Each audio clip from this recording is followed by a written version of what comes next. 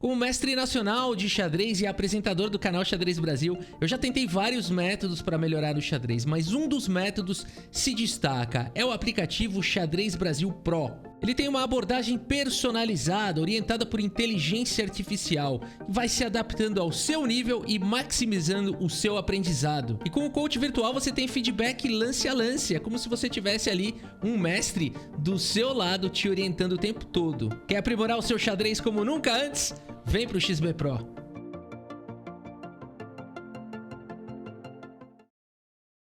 Fala galerinha do xadrez, tudo beleza? Campeonato Europeu por equipes rolando ainda, vamos ver o time da Noruega aqui do Magnus Carlsen jogando no tabuleiro 2 Ariantari, jogando contra o Sebastian, e a gente vai ver uma partida numa situação dramática que acontece muitas vezes no xadrez, que é quando você tá com a partida na mão e aí alguma coisa acontece e a partida escorrega do teu controle e quando você vê, já foi. Galera, esse é o xadrez. Vamos ver essa partida aqui. O Sebastian abre a partida com a abertura hatch. Olha aí, jogadores de abertura hatch. Cavalo F3, D5, D4. Cavalo vem para F6, C4 ataca. O centro, E6 protege. G3 indo para Catalã. Bispo B4 com cheque, o bispo cobre, o bispo volta lá para E7 e aqui o bispo vem para casa de G2, agarrar a longa diagonal, preparar para colocar o rei em segurança, roque, C6, coloca granito aí na diagonal de casas claras, dama vem para casa de C2, cavalo de bem em D7 e aqui o bispo passa para casa de F4. Esse bispo não queria ficar aqui em D2 não, essa casa é boa para o cavalo, né? O bispo aqui em D2 estava ruim, então... Mas por que ele jogou o bispo D2 então? Porque ele cobriu aquele cheque. Então esse bispo veio pra cá, deu cheque e voltou, gastou 2 tempos. O bispo veio pra D2, veio pra F4. Tava com crédito, tava com um lance de crédito aqui, um tempo de crédito. Pôde fazer esse lance. Assim que foi jogado, torre D1. Temos A4, o cavalo de B vem pra D2. E cavalo H5 jogado aqui pelo Ariantari. O bispo atacado vem pra E3, F5. Faz uma estrutura aqui do tipo... holandesa, muro de pedra. E aqui cavalo vem para casa de F1. Temos G5. Ataques agressivos. Bispo vem para D2, cavalo fianqueta. O fianqueta do cachorro ali em G7. E agora cavalo E1 sai da frente também do peão de F. Temos B5, Ariantari jogando nas duas alas. C por D5, cavalo vem para casa de D3. O bispo pega...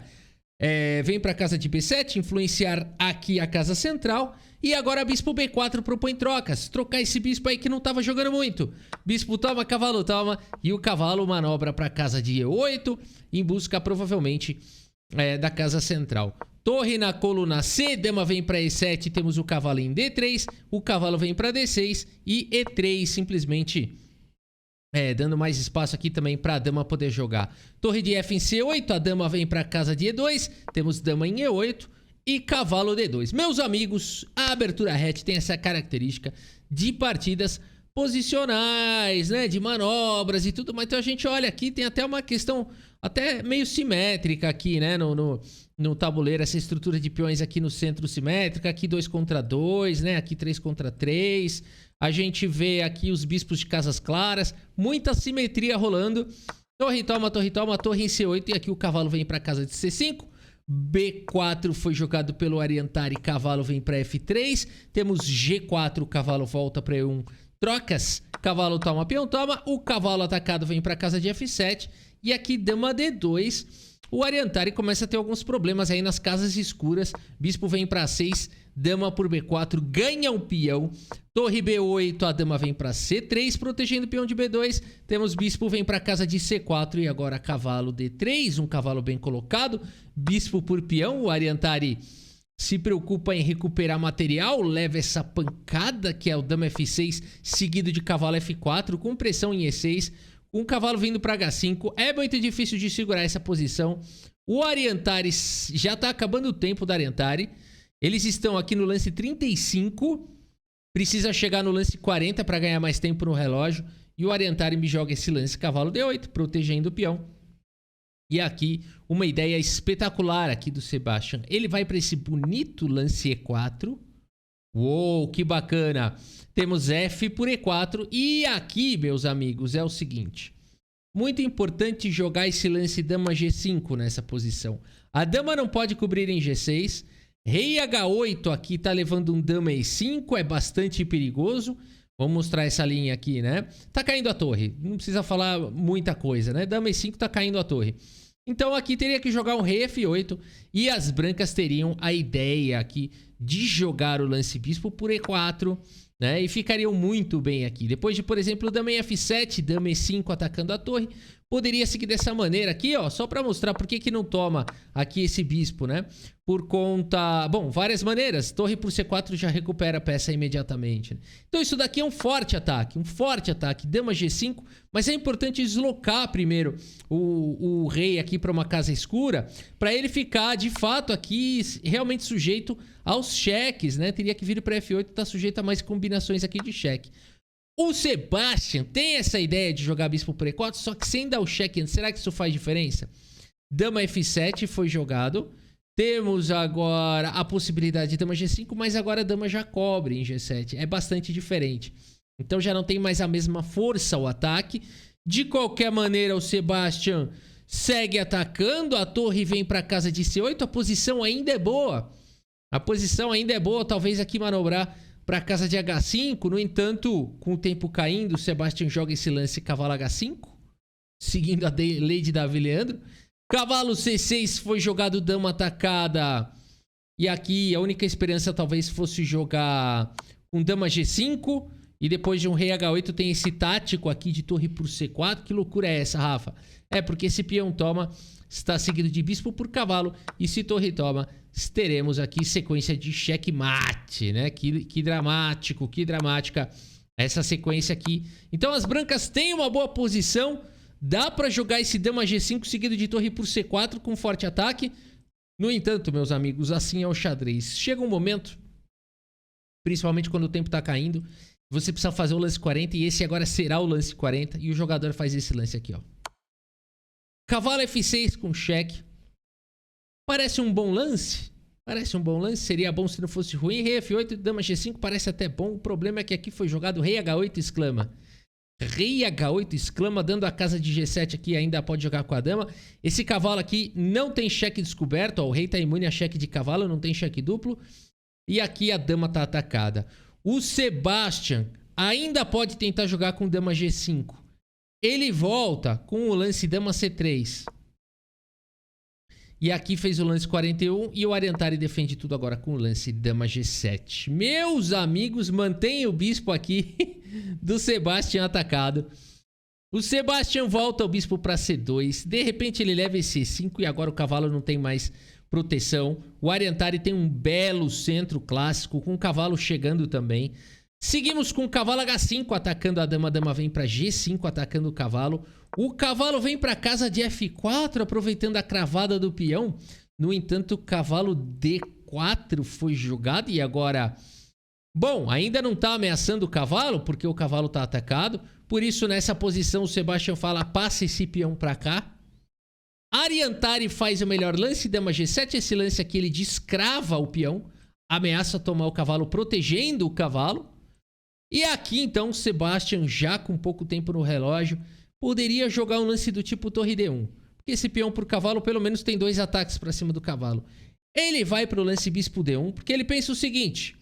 E por F4, ele joga esse lance bispo por G4, que ele fala, se tomar de dama cai o cavalo, com cheque. No entanto, o Ariantari joga aqui F por G3, meus amigos. E de repente, aquele ataque do Sebastian escorregou das mãos dele. Já não tem mais nada para as brancas aqui. O bispo tá atacado, não adianta tentar salvar o bispo com o bispo D1, porque tá vindo G por H2 com sequência de mate aqui. Rei H1, dama G1, dama G1. E se jogar rei por H2, torre G8 aqui também deve levar para sequências aqui de checkmate. Por isso, o lance jogado foi H por G3, mas sim, poderia ter jogado dama, né? Dama por G3 protegendo o bispo. De qualquer maneira, dama G8 aqui deve ganhar, né? Aqui, torre G8, H3, por exemplo, jogam um H5. As pretas devem ganhar. Por isso, simplesmente depois de H por G3, o Sebastian faz esse lance. E abandona aqui a partida, meus amigos. Abandonou porque não dá mais. Que drama. Que drama aqui pro Sebastian. Ele teve uma posição muito vantajosa. Se infiltrou, fez uma bela abertura, fez um bom meio jogo. E quando ele viu a coisa escorregou, a verdade é essa. E o Ariantari conseguiu virar o jogo, conseguiu essa belíssima vitória. E quando ele olha pro lado, quem é que tá jogando? Número 1 do tabuleiro, Magnus Carlsen. Vamos dar uma olhada. Magnus Carlsen vai jogar contra o suíço Nico Georgiades. Vamos dar uma olhada aqui. Mais um 2.550 na vida aqui do Carlsen no Campeonato Europeu. Vamos ver como é que o Carlsen vai se sair contra esse jogador. Magnus Carlsen abre com o peão do rei E4. Temos C5, a defesa siciliana. Cavalo vem para F3, D6. Bispo C4. Aqui o comum é jogar D4. A gente fala abrir a siciliana. Vai para essas linhas normais aqui. Isso aqui pode cair numa Naida, pode cair numa dragão. Mas aqui nada disso acontece, porque o Carlsen vai para uma linha lateral já. Joga com bispo C4, cavalo vem para F6, D3. Vai jogar a siciliana meio fechada aí, vamos ver. Cavalo C6, roque. E6, A4. Temos o bispo em E7, o bispo vem para casa de B3, D5, ataca o centro, o cavalo de bem D2, B6, torre 1, é aquela siciliana mais posicional, né? A cara do Carlsen fazer essas coisas, vamos ver como segue. Peão toma, bispo A6, Carlsen segue com E5, ataca o cavalo vem para o centro e aqui cavalo C4 já. Jogado pelo Magnus Carlsen. Roque coloca o rei em segurança, C3 controla mais a casa de B4. Temos cavalo A5 propondo trocas. O Magnus Carlsen aceita, ele falou, opa, peãozinho no canto. Vamos lá, pequeninhas, né? Pequeninhas vantagens aqui, pequeninas vantagens, vamos ver. Bispo C2, prometendo ataques na ala do rei. Temos o lance cavalo B6, agora o Magnus Carlsen segue com o lance cavalo D2, combatendo a casa de C4, o cavalo aqui em C4, evitando a troca de damas. Temos o lance bispo D3 e aqui o Magnus Carlsen segue ganhando espaço com o lance cavalo E4, atacando fortemente o bispo. Temos trocas, bispo por C2, dama por C2, C4. Esse lance dá a casa de C5 para o cavalo, esse lance ganha atividade para o bispo. Deixa o Magnus Carlsen aqui com esse peão aqui, né, com pouca mobilidade, um bom lance. Carlsen segue com uma ideia aqui, torre 3. Esse é o Carlsen das antigas, hein? Subida de torre para ataque de mate, vamos ver isso daí. Olha, a gente tem potencialmente 4 atacantes já na ala do rei, né? Por enquanto eles estão aqui meio que no centro ou na ala da dama, mas é um passo para lá, né? Essas peças aqui para se voltarem para o ataque é muito rápido. O Nico, percebendo tudo isso, joga com dama D5. Temos agora a Magnus Carlsen vai com o lance torre G3, sacrificando o peão. É esse Carlsen que a gente quer ver. Dama por E5 aceita o sacrifício e o Magnus segue com o lance bispo H6. Olha só, olha o que a gente falou. Olha como as peças chegaram rapidamente para o ataque. Temos o lance G6 e agora o Carlsen já ganha uma qualidade. Bispo toma, torre toma. E segue com o lance cavalo D2, manobrando aqui o cavalo. Vamos ver, vai dar suporte para casa de 1, vai trazer a torre para o jogo. Vamos ver isso daqui. Torre D8 foi jogado, torre E3 ataca a dama. A dama vem para D5, o cavalo passa para casa de F3. Bispo vem para F6, G3, eliminando qualquer possibilidade de checkmate na fileira do fundo. Rei G7, dama vem para E2. Temos a dama aqui em C5 da torre, vem para casa de E4. Torre D3 foi jogado, Carlsen centraliza o cavalo, ataca a torre. Temos trocas. Bispo toma, torre toma, dama atacada. E agora, tirar a dama? Pode ser, dama C7 seria um bom lance aqui. No entanto, o Nico joga agora com o lance cavalo D5. Ele já tá com problema no relógio. Lance 30. Lance 30. Esse é o problema de jogar contra o Carlsen. Os caras ficam querendo achar o melhor lance do mundo e vão perdendo tempo. Carlsen segue com torre E4, na tranquilidade. Temos o lance cavalo B6 e agora a torre vem para E5, ataca a dama, cavalo D5. E aqui então, repetiram um pouquinho os lances e o Carlsen segue com o lance torre 1. Temos dama C6 já evitando aí, né? O Carlsen evitou as repetições. Dama C6 ataca o peão de A4. Magnus Carlsen segue com o lance torre E4. Temos agora o lance cavalo B6, intensificando a pressão para cima do peão. Rafa, essa turma não gosta de ganhar peão, né? Por que ele não tomou lá? É por conta desse tema tático aqui, galera. Ó, né? Dama por torre aqui, né? Aqui a gente tem o tema do peão cravado, né? Então, por isso, nessa posição cavalo B6, trazendo mais um ataque para o peão de A4, que não pode ser protegido. E o Magnus Carlsen segue com torre D4, atacando a torre. Temos torre toma, dama em E5 com cheque. Que é isso? Sacrificou? Não, ele só fez esse intermediário para poder recapturar aqui de dama. Cai o peão de A4 e a gente tem esse final. Magnus Carlsen com 2 peões a menos. No entanto, podemos dizer que é um peão aqui na ala do rei, 4 contra 3. E aqui esses 3 contra 2 aqui, é meio que 2 contra 2, né? Tem um peão a mais aqui que não tá ajudando muito. H4 foi jogado pelo Carlsen, H5, G4. Temos aqui H pro G4, H5, meus amigos. G por H5. O que o Magnus Carlsen tá fazendo? Ele tá entregando todos os peões. Que é isso, meus amigos? É disso que a gente gosta, né? E agora o Magnus Carlsen completamente desnudou aqui o rei de verde. Meus amigos, que coisa aqui, né? Deixou o rei pelado aí. O rei não tem mais cobertura de peões. Torre E5 foi jogado, cavalo D5. Temos agora a torre por H5 ameaçando o checkmate.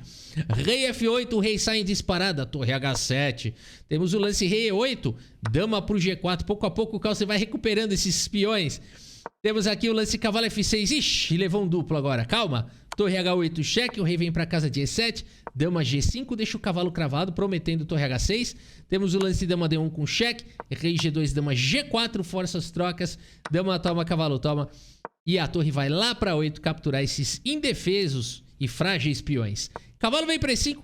Torre por peão cheque. Rei vem para D6, torre por A5. E de repente o Magnus Carlsen, que foi ficando lá com 4 peões a menos, já recuperou, coletou, foi coletando, saiu pegando o peão pelo tabuleiro, coletou tudo, segue o jogo. Cavalo D3, peão atacado, torre A2 protege. F5, torre A6 com cheque, rei D5, torre B6 protege o peão. E5, F3, rei vem para C5, torre atacada, mantém a defesa do peão. Rei centraliza, rei passa para F1. F4, rei vem para E2. Cavalo C5, torre dá cheque. Rei E6, rei F1. Como vai progredir aqui Magnus Carlsen? Jogando rei F1? Como assim? Vamos ver como segue. Cavalo A4, torre protege o peão. Cavalo vem para C5, rei G2. Opa, tá levando o rei pro outro lado. Cavalo D3, rei H3. Encontrou aí um caminho. Rei vem para F5, rei H4.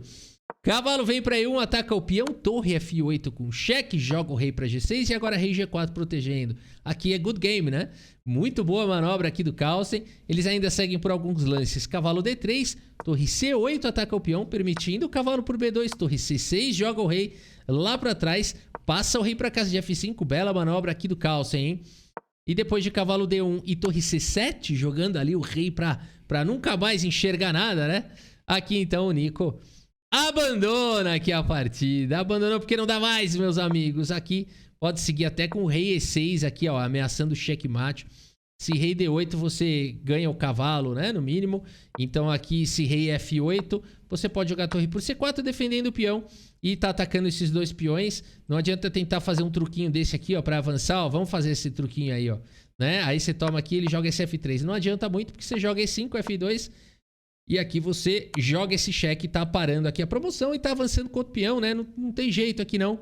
Aqui você pode seguir simplesmente com C4 e se o cavalo sair daí, cai o peão de F. A gente tem um final completamente vencedor aqui. Magnus Carlsen, vamos dar uma olhada aqui como é que anda o rating dele. Bom, primeiro vamos ver o relatório aqui. Magnus Carlsen, tô curioso, não vi ainda. 94% de precisão contra 88,9% aqui do Nico Georgiades. Vamos ver aqui a performance. Eu chuto que foi 2.900 para 3.000 aqui. Vamos ver. Ou mais, não. Olha, tanta exclamação. Você passou 3.000, acho, hein? 2.850 aqui de performance o Carlsen. 2.550 de performance o Georgiades. Magnus Carlsen fez aí uma partida espetacular. A gente vê aqui pelo gráfico, né?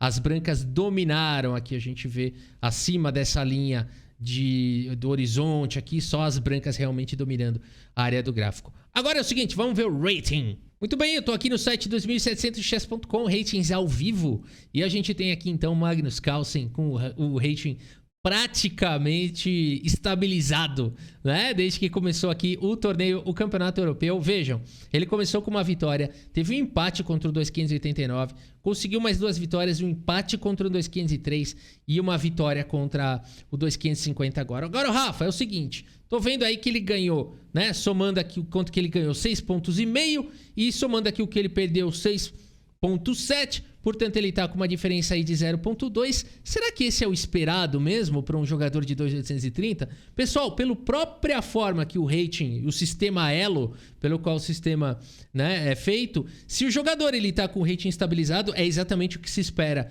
de um jogador daquele rating. Se ele estivesse ganhando pontos de rating, ele estaria jogando acima do que se espera, e se ele estivesse perdendo o rating, abaixo. Portanto, A estatística também, pelo que eu me lembro, mostrava que contra os jogadores aí desse nível, de 2.500 e pouco, havia uma expectativa de 85% mais ou menos ali pro Magnus Carlsen. E mais ou menos o que ele tá fazendo aqui, 5 pontos em 6 partidas, né? Então, tá tudo certo. O Magnus Carlsen continua jogando num nível altíssimo, né? Eu fiz a provocação recentemente naquele vídeo lá, porque ele empatou aí com 2.500. Será que tá na hora, né? De se aposentar? É a decadência? E a gente vai vendo que não, né? É só ter a frieza e o tempo vai mostrando, né? Como realmente aí o Magnus Carlsen continua performando demais, né? De uma maneira condizente com o seu rating aí de 2.830, que é o número 1 do mundo, né? Por enquanto. Seguido aqui de Fabiano Caruana, Ricardo Nakamura, Ding Liren, Nepomniachtchi, Firuja e por aí vai, né? Vemos que tempos difíceis para os jogadores, porque somente o Magnus Carlsen está acima de 2.800. Algo que ele tem há bastante tempo, inclusive. Olha isso aqui. Eu tô no site da FIDE e a gente tem aqui o histórico de rating de Magnus Carlsen. E se a gente olhar somente aqui as partidas clássicas, o que a gente percebe? O Magnus Carlsen passou a faixa dos 2.800 na lista da FIDE de novembro de 2009. Meus amigos, faz o quê? 14 anos isso? 14 anos? Há 14 anos que o Magnus Carlsen tem o rating. Isso é muita consistência. Isso é muita consistência acima de 2.800. Olha, aqui ó, não caiu aqui ó, 2.862 não caiu abaixo de 2.800. Ele foi chegando aqui ó, 2.882, maior rating da história. É algo que ele quase repetiu algumas vezes, depois repetiu de novo em agosto de 2009, o maior rating da história. Ele chegou no próprio recorde. Quer dizer, você vê que consistência, né? Ele ter feito isso em 2014, 5 anos depois ele conseguiu a mesma coisa. E aqui a gente vê uma pequena queda recente aqui, mas ele continua se mantendo, né? Nesse altíssimo nível, o ponto que ele já caiu até, olha lá, né? Antes mesmo dele chegar de novo nos 2.882, ele caiu para menos do que ele tem hoje em dia. Então, assim, essas oscilações vão acontecendo ao longo do caminho. Magnus Carlsen pode ainda estar parece, ao que tudo indica, está numa excelente forma e ainda numa dominância do xadrez mundial. Quer comparar como é difícil conseguir isso daqui? Acho que só o Caruana está conseguindo. Olha isso aqui, ó. Vamos olhar aqui o Caruana, por exemplo. Eu acho que ele não conseguiu essa consistência do Magnus Carlsen. Vamos tirar aqui e olhar só para as clássicas, né? Caruana, por exemplo, ele passou dos 2.800 em 2014. Chegou a 2.844, se eu não me engano é o terceiro maior rating da história. E logo depois, ó, ele deu uma caidinha. Aqui em 2015 desceu de novo, né? Não conseguiu se manter acima dos 2.800 durante esse período todo. Não tem a mesma consistência. E olha aqui, tirando o Carlsen, eu acho que é o jogador mais consistente do mundo hoje em dia, depois do Magnus Carlsen, é o Caruana, né? Vamos ver o Ding Liren, por exemplo. Vamos dar uma olhada aqui no comportamento do rating de Ding Liren, o dragão chinês, o nosso campeão mundial, né? Ele foi chegar nos 2.800 de rating muito recentemente, em 2018. Vejam como ele lutou aqui para se manter, não passou muito. Caiu dos 2.800, subiu de novo dos 2.800, caiu de novo. Quer dizer, e o Ding Liren é o campeão do mundo, né? Você vê que talento, que incrível esses números, né? São números incríveis, mas quando comparados com o Carlsen, a gente percebe a diferença de qualidade mesmo. Outro que já passou dos 2.800, Aronian, Nakamura. Vamos ver eles aqui. Levo Aronian, Leão Armênio. Aqui, ó, progresso, rating. Vamos ver aqui, ó. Aronian, meu pai. Ele chegou aqui em 2010, em 2.800.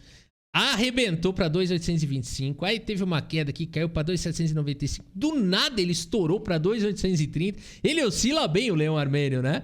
2.830, galera. Aí ele caiu lá pros 2.765. Nossa, que ruim, né? Que ruim. Aí subiu de novo pros 2.800. Aí caiu lá pra 2.750 e tudo mais. E agora tá nos 2.727. Um gigante ainda, mas a gente vê, não é a mesma consistência, né? Do Leão Armênio. Mas que gigante, né? Agora vamos ver também ali o outro que já passou 2.800 foi o Wesley So, né? E o Nakamura, vamos ver. Wesley Mineirinho So é outro que já passou dos 2.800 de rating. Ele que chegou em 2.800 aqui, ó, em janeiro de 2017. Chegou no 2.822, não conseguiu se segurar nessa faixa não. E atualmente tem os absurdos 2.750 aqui, mas não conseguiu se manter ali acima dos 2.800. É muito raro, né? Outro jogador é o Ricardo Nakamura. Vamos ver aqui o progresso dele. Ele que chegou, olha aí, né, em 2.800 aqui em 2015, 2.802, foi até 2.816.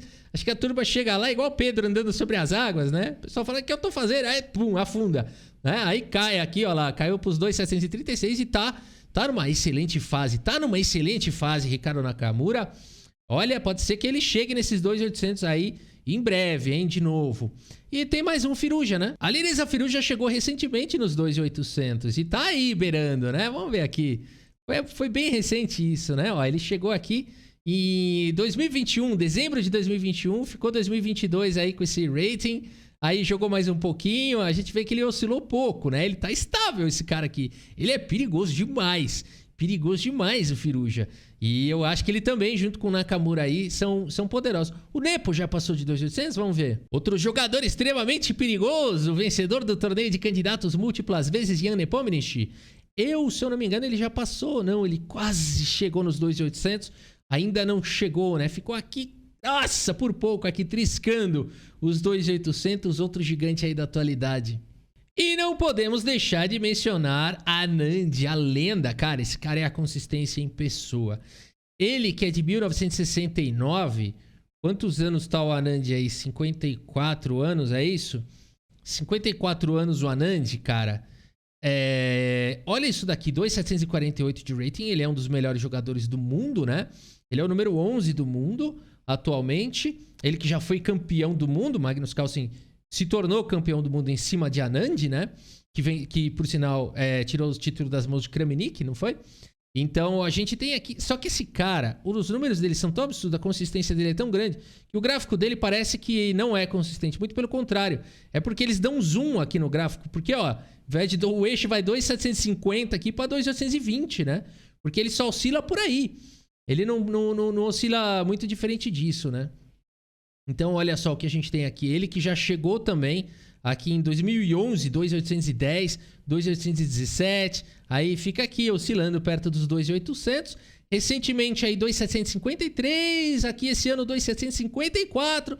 E agora deu uma pequena caída aqui para 2.748. Tá aí com os 2.750 de rating. O número 11 do mundo, Viswanathan Anand, com 54 anos de idade. Para mim é o grande destaque, assim, para mencionar, né? Um caso único aí de dedicação, de talento, de disciplina, de amor mesmo aí pelo xadrez, né? E para finalizar o vídeo, falando em promessas do xadrez mundial, temos aqui o menino Praggnanandhaa, Ramesh Babu Praggnanandhaa, 18 anos de idade, é isso? 18 anos de idade, acredito. O grande mestre indiano que tem aqui um progresso muito consistente, com um crescimento recente vertiginoso, né? De 2022 assim pra cá, olha só, ele tá beirando agora os 2.740, 2.750 de rating. E a gente tem um caso bizarro também, que é ele não jogava rápidas, ele não jogava muito partidas rápidas, então até recentemente, ó, até 2022 ele tinha 1.900 de rating de rápidas, né? Aí acho que ele decidiu jogar uns torneios, olha o que aconteceu, ó. Ele foi de 1.900 para 2.600, eu nunca vi um negócio dele. E agora já tá com 2.700 aqui de rating de rápidas. E eu acho que o de Blitz dele também foi meio... mas foi ao longo do tempo, ó. O dele foi, não, ele foi jogando ao longo do tempo. O de rápidas que foi bizarro, né? Aqui ele tinha 1.900 e foi pra... deixa eu jogar um torneio aqui com os caras fortes, né? Foi pra 2.600 de rating. Nunca vi um negócio desse. É isso, galera. A gente segue acompanhando aí tudo que acontece no xadrez mundial. Espero que vocês tenham gostado aqui desse vídeo. Se você gostou, deixa aquela curtida, deixa o like para fortalecer o canal. Inscreva-se também. E é isso. Muito obrigado pela sua audiência. Um grande abraço para todos vocês e até a próxima. Valeu!